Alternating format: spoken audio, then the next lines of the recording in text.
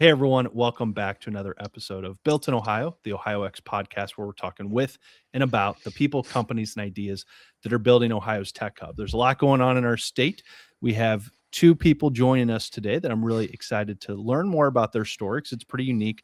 They're also coming out of stealth mode. They're building their new business, and they're doing some really interesting stuff, largely with some of the technology that we read about in headlines, Wall Street Journal, CNBC, et cetera. And so for today, we have two guests from the Aplos Data team. We have Ian and Sean. Ian is the co-founder and chief executive officer. Sean is the co-founder and executive chairman. So built on Palantir, Aplos designs and delivers the AI application layer that brings intelligence into production with clarity, reliability, and trust. They are stepping out of stealth with one ambition: to set the standard for how AI operates in the real world, so those responsible for outcomes can move with confidence against their most complex, highest priority challenges. Welcome to the show, Ian and Sean. Looking forward to learning a little bit more about coming out of stealth, what you guys have been building with the team, and getting to introduce what y'all are doing, beyond Columbus, throughout Ohio, and hopefully a bit beyond, Sean. So welcome. Thanks, Chris. Yeah, thanks for having us, Great Chris. to meet you. We've been looking forward to this, haven't we, Ian? Oh, yeah. Sean has been putting a lot of work, and then all of us have, but Sean in particular has been putting a lot of work in for us to come out of stealth, and we're excited to do it at the Ohio Tech Summit, actually.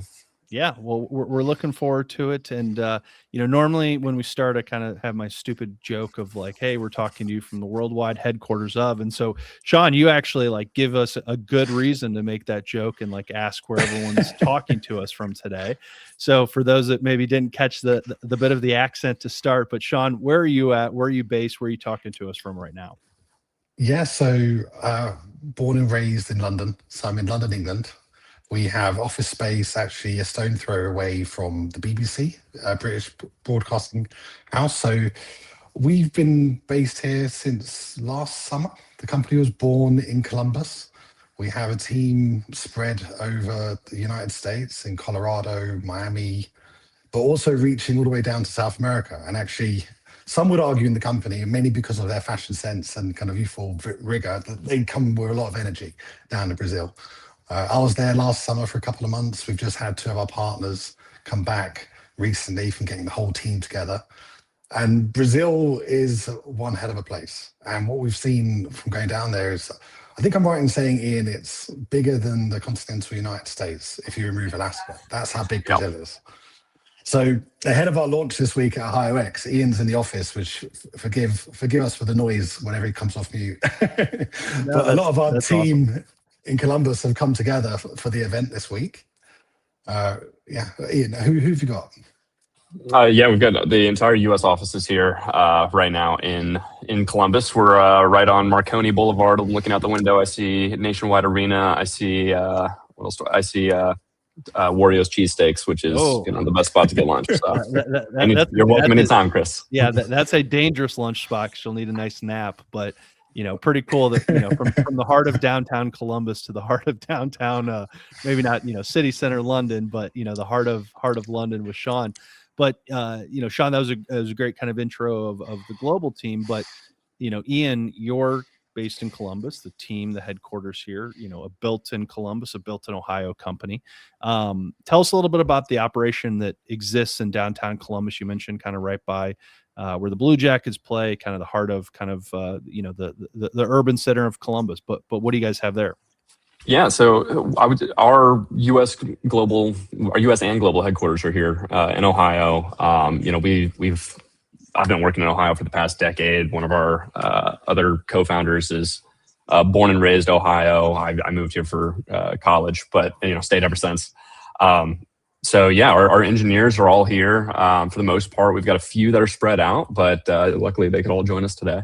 Yeah, that's awesome. But a lot of engineering talent here. Well, because right away we kind of dug into the wide berth of the team from South America to Europe to the U.S. and all over. But how did this come to be? I mean, that's a pretty geographically diverse company in terms of London operation, South America, again U.S. But Sean, what was kind of the connection? Where did the Aplos story start from, and how did you all get connected? The co-founders, the two of you, and what led to where we're at now? Well, me and Ian were introduced via a mutual friend. And at the time, he'd just, I guess, Ian, maybe you want to tell the story of you and Joe that weekend. And really a happy coincidence that we met in and around that time. Yeah. I guess getting it started. So we have a third partner, Joe Lighthouser. He lives up in Granville, Ohio, born and raised. He's done the tech circuit here in Columbus, right? So he's done his stint at Anderson Consulting, turned Accenture, while there worked at Bank One, turned Chase. Did a stint over at Cardinal Health, then went back into consulting, and that's where Joe and I met. We worked at a company called InfoVerity together, where we were doing a lot of data management consulting. And what we ultimately realized is that getting data clean and getting it into a perfect perfect place is great, but it's all about how you use it afterwards, right? And it's all about the operations around data. And that, right when AI starts to come out, we're starting to use ChatGPT more. We're starting to see what Claude is capable of. About 2 years ago, that is when Palantir released their dev tier, their developer tier. So open to anybody. You can sign up. You could go out there right now, Chris, and sign up. And what it allows you to do is really just play with AI in a closed environment where you can load in your data and start building out workflows. And so over the first weekend, I was like, I wonder what I can do in this tool. And in about 3 days, I rebuilt a viable Salesforce tool, right? So built a CRM with a lot of automation. It was doing, the research of, accounts for us. It was, coming back with, the things that would normally waste my time of, I need to go look up their LinkedIn page. I need to go look up their revenue. I need to go look up, their headquarter address and how many employees do they have so that we can make fancy reports down the line. Like, none of that was really value add. Like, ultimately, I just want to create an account and log the opportunities and monitor those opportunities. Recreated that, with agents doing certain actions for us in about 3 days. And I mentioned to Joe, I was like, this is the future, right? We need to go all in on Palantir, and that's exactly what we did. Very cool. And then Sean, where did that connection with you come into play here? And what caused you to jump in with a couple guys? I was minding my own business, Chris, in London, keeping out of trouble, when I had the pleasure of meeting Ian in a fancy hotel in London by chance after work, and through this mutual friend. And he was telling me just what he said to you there about how they were using this new AI technology of the day to solve real world business operational problems. And I was sat there thinking, I've been running businesses a long time. I've really, worked 7 days a week for as long as I can remember, trying to solve these problems, trying to build shareholder value, being tech first. And legacy tech has always promised more than it's delivered. And I always think, as someone in business, the best example I can provide is like a dashboard. In the old days, when you're running a business, in my case, I've had the pleasure of building 2 groups of companies.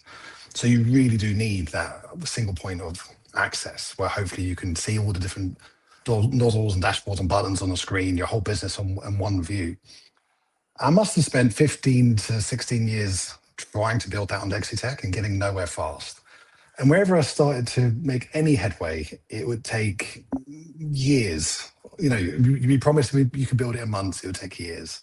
You'd be promised it would cost X, it would cost Y. Then I met Ian, who is commonly known as the Fox now in London, because after I met him that evening, we were walking the streets of London I was walking back to his hotel around the corner, and he saw a fox in the middle of the street, and he was very excited, Chris. Side note, it's unfair that if I'm walking around in Columbus and I see a wild animal, it's most likely going to be a rat or a raccoon. And if you're walking around downtown London, you get to see a fox. I wouldn't think that in London. I mean, it's not a small city. I know. My first visit to Columbus, we bumped into a couple of coyotes, didn't we, Ian? So this is true. It does happen. It does happen. So Ian, very confident, very experienced, was kind of trying to help me kind of define, if you like, my classic use cases, the classic problems I'm having running my businesses, and articulated very quickly with he's bouncing on the spot enthusiasm and energy at the same time that he has the solution for this. And the solution doesn't have to be expensive. The solution doesn't have to be hand over the keys to your business. Give us a small piece of what you're working on. Let us prove out the solution, and then we can scale it. We can embed it initially, and we can scale from there. And I must say, it sounded wonderful. But then, a few days later, we started kind of playing around, passing things back and forth over email. And it became clear that what he was talking about was true. And this new dawn of AI revolution that everyone keeps talking about was actually readily available and accessible. But implementation and how you actually operationalize it across your business, that's the real challenge right now that we're trying to help people with. So my kind of role in this and where I kind of joined the team is really understanding how our customers feel, the pressures that they're under, both personally, quite often owners of businesses, shareholders and companies are under huge pressures to succeed, time constraints, but also operationally, what it means for their people, for their customers, for their businesses.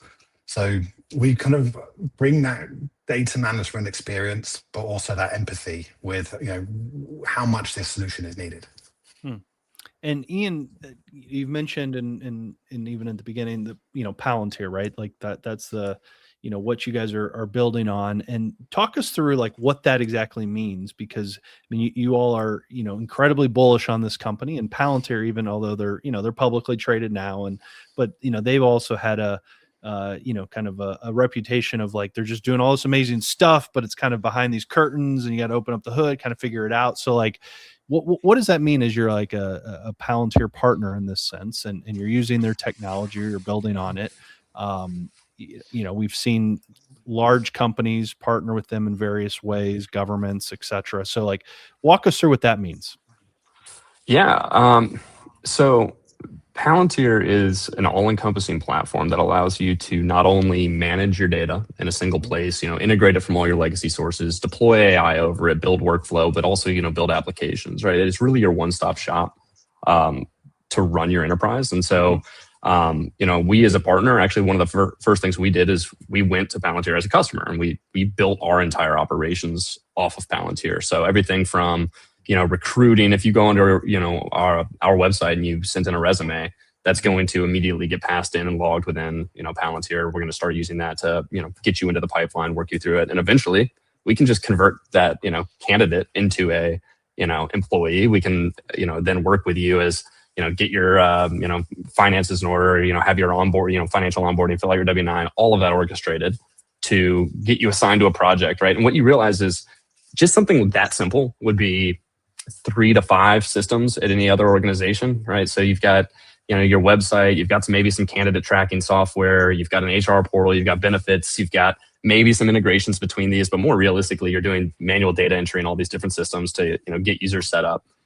That has to go, right? And that's legacy tech. And, what we're bringing to organizations is the ability to really streamline all of their operations in a way that just makes sense and really reduces the load on human duplicative entry, that's also highly error prone, and it's just no fun, right? Nobody likes going to multiple systems and hitting enter 50 times to create an employee, when it really should just be one click. Mm-hmm.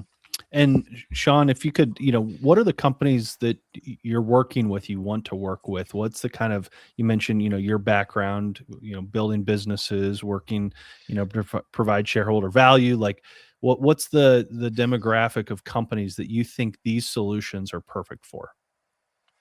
It's a great question. I think we have seen some common threads through our existing client base. But rather than talking about the inward investment that they're seeing from their shareholders or outside capital, it's more their commitment to operationalizing AI.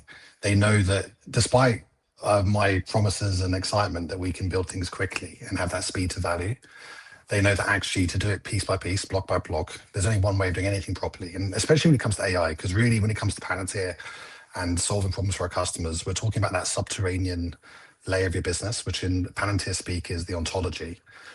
And if you like, for a layman listener, in the old days, business owners like myself will be building digital assets, websites, CRM on above ground. And if you're using Salesforce, you could use Salesforce agents, and they definitely are affordable, can add value right now. But from my perspective, it's a bit like adding a loft extension to your house or a greenhouse at the back. Whereas if you take the time, and that's what our customers are choosing to do, they're choosing to take that long-term strategy to invest in building downwards first. You've got to build down before you can get up. You can purpose build a foundations to scale your business in a whole number of ways. And actually, the entrepreneurial kind of spirit that I've seen in some of our customers is that they fully understand that one of the benefits of building that way is that those assets are transferable. So it gives you eminently just so many possibilities for how you can diversify in the future, how you can pivot your business in such a volatile world that we live in. So, for example, if you build your business up in one direction, but it doesn't quite work out, you try something new, and you think despite all that investment and energy, it wasn't the system, just a market opportunity, it was the wrong time, you've still got that ontology and you've still learned something along the way. So you can pivot your business plan. You think, okay, we can still reuse 80-90% of what we built and into a new business plan. And that's where it's a game changer. So you don't have to keep starting from scratch. You can build in an intelligent, efficient, reusable way. And that's what Palantir enables. And if you're in business right now, it's the only thing you should be building with. And so, Ian, as you're meeting, let's just say Ohio companies, right, for potential, we talk with a ton of, large SMBs, that have a couple hundred employees.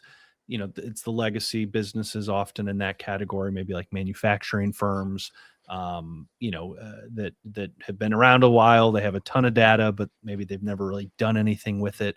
We see it at the enterprise level. Business unit, like it can become very complex when you're kind of connecting these dots.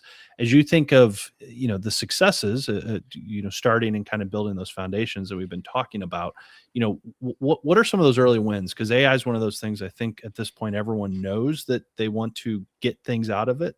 But, you go in and it's like, where do you actually start? Because it almost feels like you're trying to boil the ocean.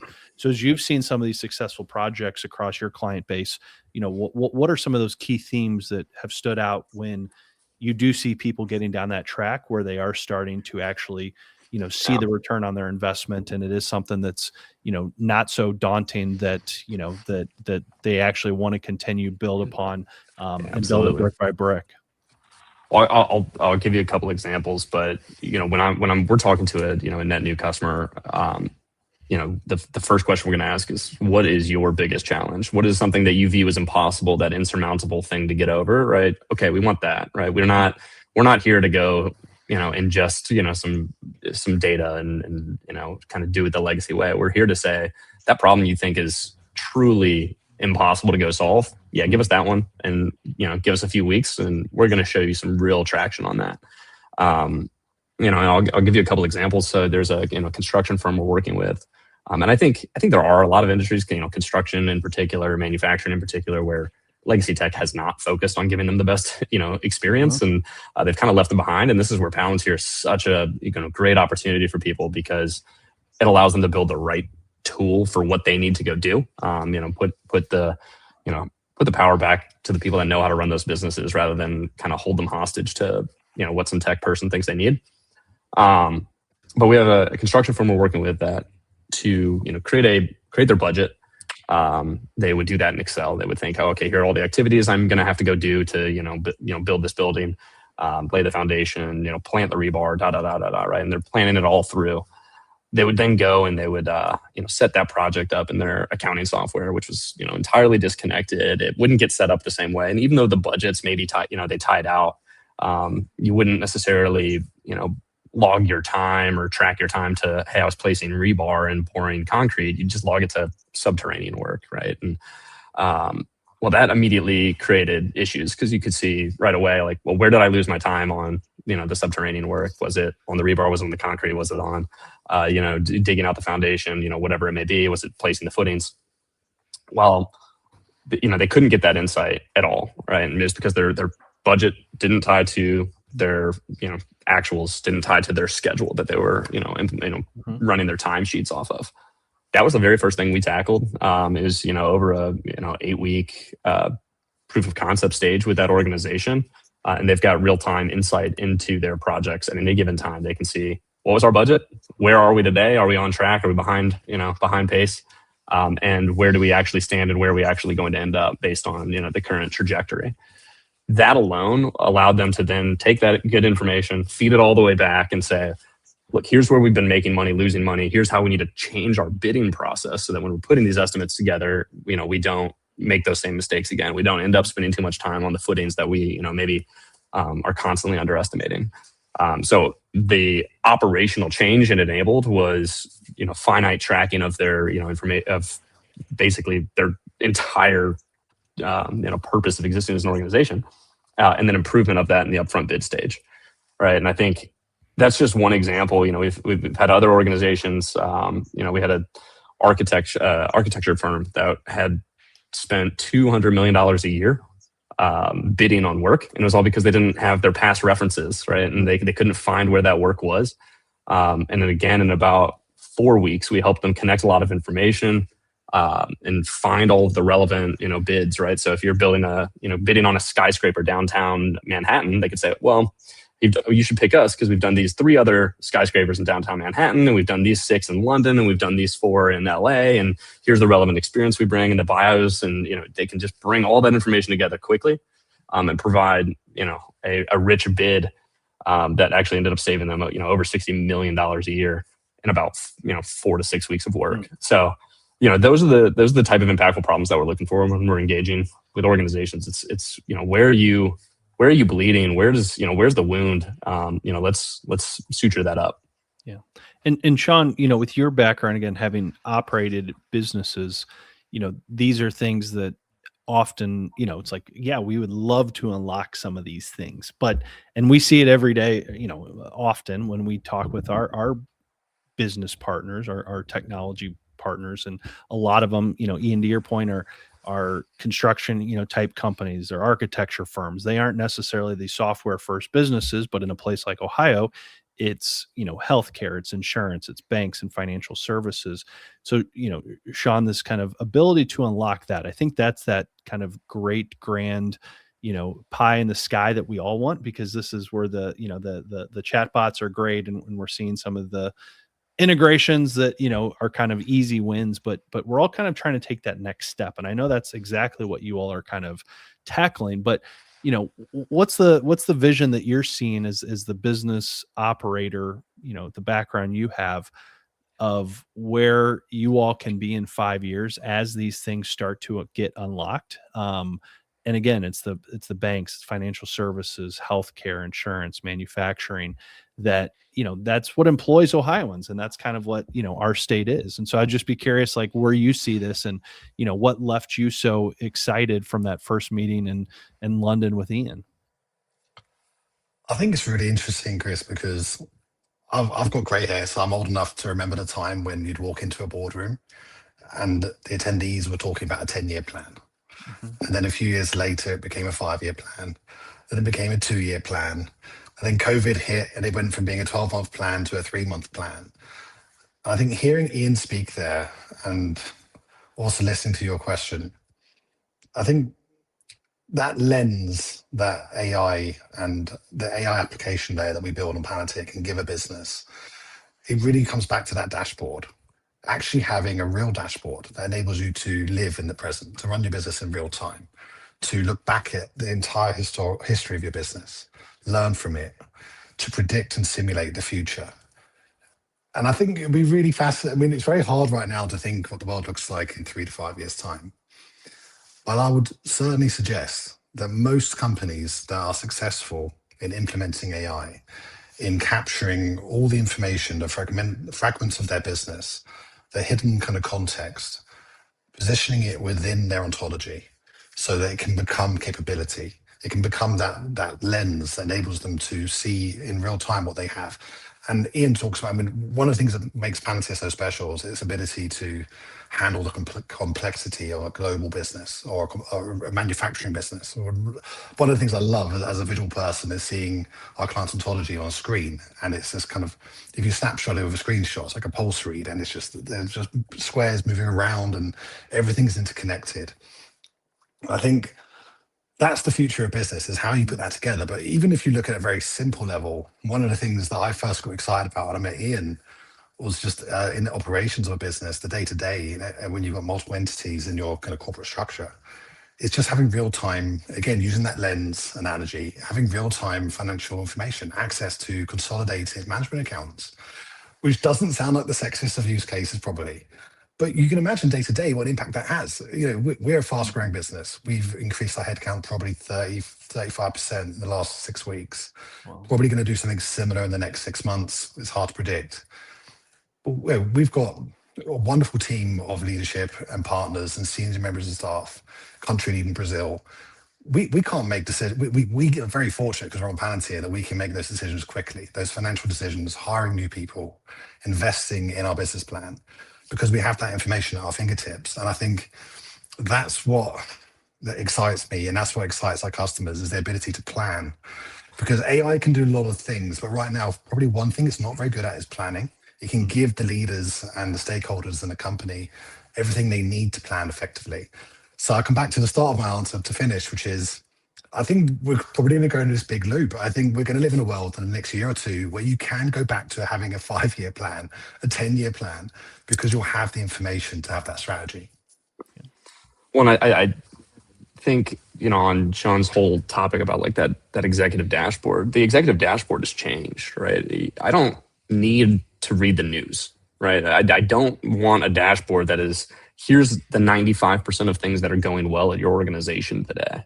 I want to read the very key highlights on the best of the best things that are happening, and the 5% of things I need to go deal with that day and I need to take action on, right? And I think that dashboard is almost impossible to get in traditional software, right? You end up with a big Power BI report that most of the key signals are kind of hidden in the noise, and where we flip that entire paradigm. Now we have just the noise that we want, or just the key insights that we want to go look at, and none of the noise on that dashboard, right? So the the dashboards that Sean and I are using on a day-to-day direct our actions and tell us exactly where we need to go focus. And I think that's that's one big change, and it's how AI is making us more efficient as humans, working together. So I think that's something I want every organization to have, especially here in Ohio. Yeah, absolutely. So we're going to transition to the second part of the show where we ask some quick questions. The answers don't necessarily have to be quick, but it's always fun to get different perspectives, from different folks all across our state and beyond, Sean, on this one. But so the first one is, what's a specific challenge that you're currently working to solve? Obviously, you guys are, working with all these data sets and building a new company. And so it could be a very micro problem. It could be something macro, could have been, hey, I couldn't decide what color our new logo was going to be, during a rebrand, right? Like fun things like that. So there's no right or wrong answers here. Ian, we'll let you go first, and Sean will go to you. So a challenge that you're currently working to solve within the business. I was really hoping you'd pick on Sean first. Challenge that I am working on solving in the business. I constantly am monitoring how fast AI is evolving and what that's going to do to basically our engineers in the field, right? And how do we make sure that we're constantly empowering our engineers to have, the right tool sets? We are so long on Palantir. Palantir is the right tool set, but making sure that everybody is trained on, how they can be using Palantir, to be, the most efficient. One engineer now can do what 20 could have done in 6 weeks. They can do it a day, right? We've just changed that. And so how do you teach people, right? And how do you train, 18 to 22-year-olds to become, an engineer that can run 16 projects at once on 16 different screens, leveraging AI, and ensure that the quality is going to come out to be the same without AI slop. Yeah, that's a fun challenge, and that's one that we're constantly working on here, and I think we've got a pretty good solution. But it's one that we're always monitoring. Yeah, no, that's a great one, because I think that is the big challenge, or one of the big challenges, part of all this AI, revolution that we're all living through is how do you kind of manage that all? And so that's a great one. Sean, how about you? I was thinking something relatively similar, which is, as Ian mentioned, Chris, I've been living and breathing the launch, and we've had a really fun last 6-9 months. The business has been building some great momentum.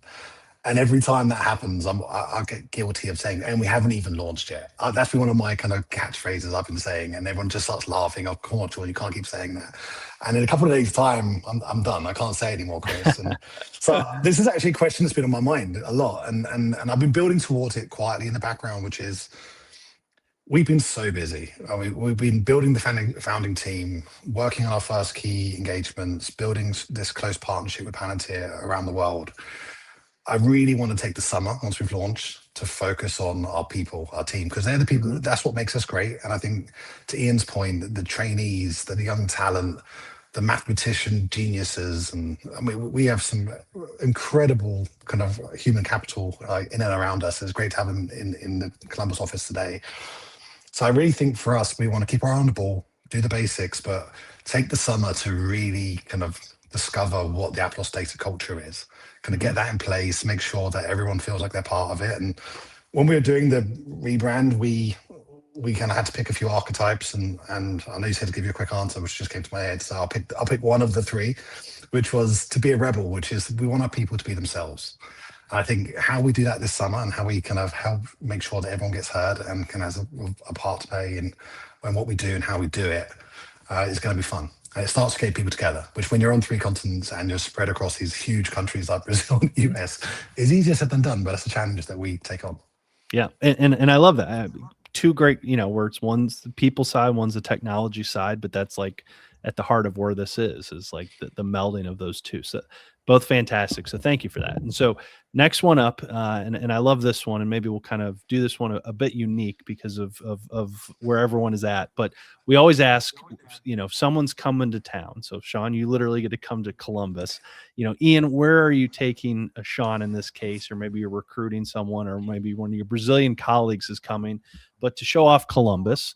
And then Sean, maybe we'll turn it around where if Ian, is going out to London, or one of your partners or clients, or, just anyone listening, London's a great vacation spot. Where would you recommend they go for, a good day in London? So Ian, we'll start with you on this one. Where in Columbus are you taking someone to show off? All right, so we've got to get we've lived the brief. I'm sure, yeah, right. We've got to get a Wario's cheesesteak, right? We've got to do that. If the crew are playing, we're going to a game.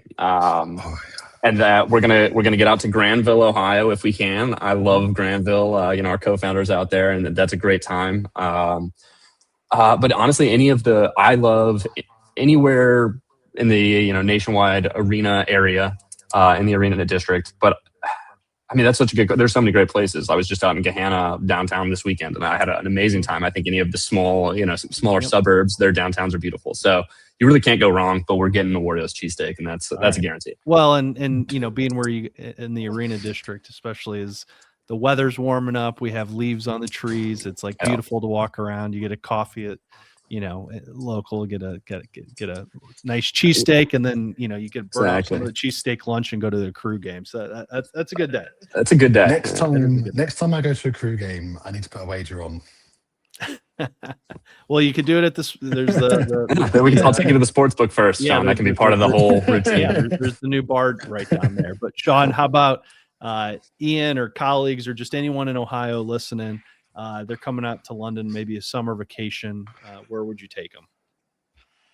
Oh, the summer. Wow. I would probably say to really get a sense of London in the summer, you have to go on what we would call a pub crawl. And really the kind of secondary kind of spots in London are the ones. So you've got Fulham, Putney, Parsons Green, Hampstead, Greenwich, where you have Victorian pubs, hundreds of years old, beautiful vibe, beautiful food, often surrounded by food markets and everything you can imagine. Sausage rolls the size of your arm, blocks of cheese the size of your car. These are the sort of places that we like to frequent. But day to day in central London, especially when the Fox is in town, we end up going to Dishoom, which is Indian kind of chain of restaurants. And it's great. Have you been, Chris? I have a couple times. There you go. Yeah. There you go. So free advertising and marketing for Dishoom. Yeah. Dishoom breakfast. Dishoom breakfast, Dishoom lunch, Dishoom dinner. As far as I'm concerned, we can go 3 times a day. The whole day. Yeah. That's a good one. I love that. I'd give a quick shout out to the cream cakes or the profiteroles over in German Village. Okay. Oh yeah. I took him to Schmidt's last time, and he didn't know what a cream puff was, but it's because they don't call them cream puffs over in that side of the pond. Hopefully, you didn't have the cheesesteak and then one of the Schmidt's cream puffs for dessert, or else that would fill you up. Yeah, you need a nap. So, very good. Two good answers, and I love the kind of the downtown city center London, but then get out to, as you mentioned as well, Ian, kind of get out to some of those suburbs, or kind of some of those other pockets. And so next one, before we get to our final one, But what's a favorite read, listen, or watch? So a book, a podcast, or a show. It could be something work related. It could be something, you know, you guys are living and breathing the new company, so you got to disconnect at some point. So a favorite book, a podcast, or a show, just one of those. If you were starting a business, you should read Traction. That book is going to, really just help you think through a lot of gotchas that you're going to face in the first, year, and frankly, the first, 5 years and probably forever. It's a great book, and it's a great framework to really live by. Okay. So definitely a great read. Traction. All right. And Sean? I would say, right now I'd recommend probably Outliers. I also, one of my favorite books growing up in business was definitely Barbarians at the Gates, an old 1980s Wall Street LBO kind of book. Really fascinating about big America, big tobacco, this generation of leaders coming out of Vietnam and what they went through, how they kind of drove the economy in the States. Yeah. And really set the foundations that we're all walking on right now in software with hardware. Yeah. Very much a classic. All right. So final one, work cannot be involved, but how are you spending a perfect Saturday? So we'll go Ian and then end with Sean on that. I think I may have described it already, because I think it probably is going to include Warriors. It's probably going to include a crew game, and if it can end with a Schmidt's cream puff, we're not having a bad day there. No, you're not. But preferably it would be an afternoon soccer game, so I could take my wife and my 18-month-old son. So okay, if I can do all that with them, and that's a good Saturday. That's a good day. All right, and Sean, how about you? A good London, or maybe you're getting outside of the city. I think this is a tough one, Chris, because we're a startup. So when you're in that phase, a dream Saturday right now is just lying in bed, which has not happened yet, Chris. But I would say, theoretically speaking, in the future, when we've accomplished a lot of our goals and we're moving on and everything else, I can dream and look that far ahead. I would say me and my wife going out for a really nice meal, somewhere in the city or the city break. We love traveling around Europe to certain restaurants that we frequent. So shoot across to Barcelona, have a seafood platter. That would be a dream.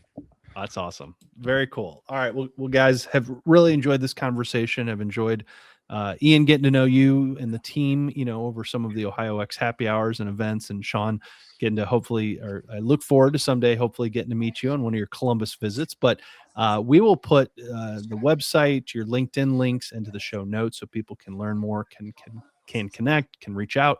But what's a final message that either one of you want to share? Ian, we'll start with you, and then Sean will give you the final opportunity. But any final messages, asks, anything you want to just get out there as you guys have gone from stealth to startup and launch, and you're getting the name out there.